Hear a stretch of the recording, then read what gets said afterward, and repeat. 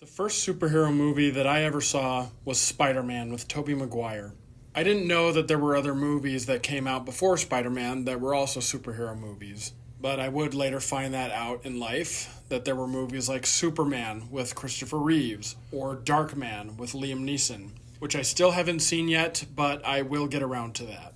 And for the longest time, I was under the impression that the first superhero movie that started the golden age of superhero movies was in fact Spider-Man, but it was actually X-Men. I stand corrected. Anyway, all that aside, when I first heard of The Crow, I was watching CinemaSins' video on The Dark Knight Rises. I blew off the idea of searching for The Crow and watching it, but CinemaSins just kept making references to The Crow in his videos, and I thought I'd take a look and see what all the hype was about. What I thought The Crow was going to be was something that would involve something similar to the Batman character Scarecrow. And I thought that this was going to be a horror flick, actually. But I didn't think it was going to be a superhero movie, or in this case, an anti-hero movie.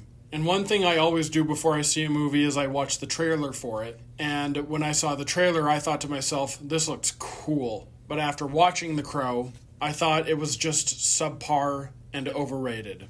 Now I have to say, The Crow was not entertaining to me. The action scenes sucked, the pacing is off, and the characters keep talking when you want them to shut up. And the best thing about The Crow is that it looks cool. The world they built is amazing, and the atmosphere of this movie made my skin crawl in all of the ways that I love. I've seen The Crow twice now, and my verdict is pretty much the same now as it was when I first saw it. I gave it a few months before I watched it another time and wrote this review, and it just hasn't gotten better or worse. The Crow is like a combination of A Clockwork Orange mixed with Batman. Add in an even darker atmosphere to the city than Gotham City had, make it look like some of the buildings are on fire, and you have the city where The Crow takes place. Now, when I say that the action scenes sucked, I mean it. Even the parts that I was supposed to take pleasure in seeing sucked. Like when Eric is killing the people who killed his girlfriend. And honestly, it just bored the shit out of me to watch him kill them. Even the scenes where he goes and starts a killing spree in Top Dollar's penthouse was boring.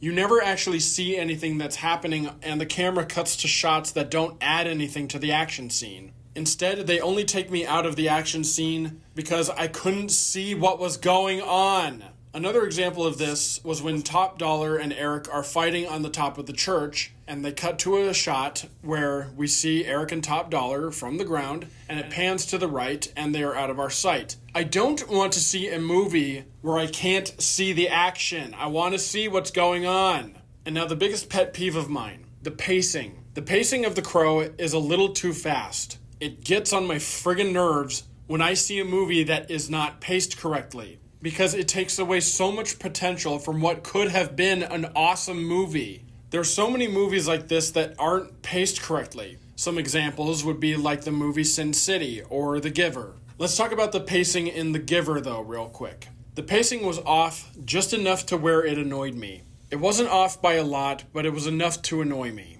I think that when it comes to pacing, I like to make the analogy that pacing in a movie is like drumming. You can drum really fast or drum really slow, and you need to figure out how to pace the movie. You can drum really fast or drum really slow, and you need to figure out how fast to pace the movie, because either one of two things will happen. Either your audience will be exhausted by the end of it, or they'll be asleep. It's a very fine line that can be hard to tread, but if done correctly, the audience will be engaged and interested even after the movie is over, and they won't be half asleep or on the verge of having a heart attack when it's over. And since we're still on the topic of pacing, I want to mention that the fast pacing, coupled with the fact that the dialogue is way too wordy, is a bad combination. Because if you're giving a 5-minute speech, the last thing you want to do is rush through it in 30 seconds. You have to take a breath and relax. So I just want to quote Shakespeare here real quick.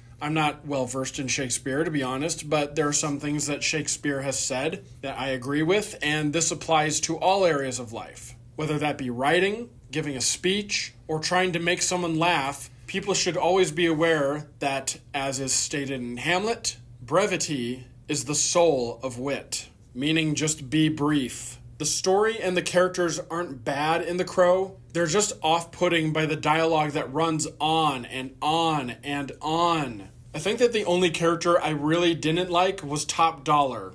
It just felt like he didn't really have a believable motivation to go after Eric. I think that if they at least added in something that involved Eric killing off guys that were more important to Top Dollar's drug operations, or that they were his little brothers or what have you, I think that Top Dollar's vendetta against Eric would have been a bit more justified and therefore more believable. But the guys Eric went after were a bunch of worthless flunkies that were a dime a dozen to Top Dollar, and I'll bet he probably didn't even give two shits about them when they were gone. So to me, it makes no sense that he would want to kill Eric unless he was aiming to kill people that were higher up the food chain in Top Dollar's operation. The Crow is a disappointing movie that looks great, but in the end is too fast, too jam-packed with wordy dialogue and garbage action scenes. And the biggest disappointment was that this was Brandon Lee's first and only action movie that he ever starred in before he passed. It would have been interesting to see how his career started growing after this. But unfortunately, this is all we got to see of his very short-lived career. The Crow gets 2 stars out of 5.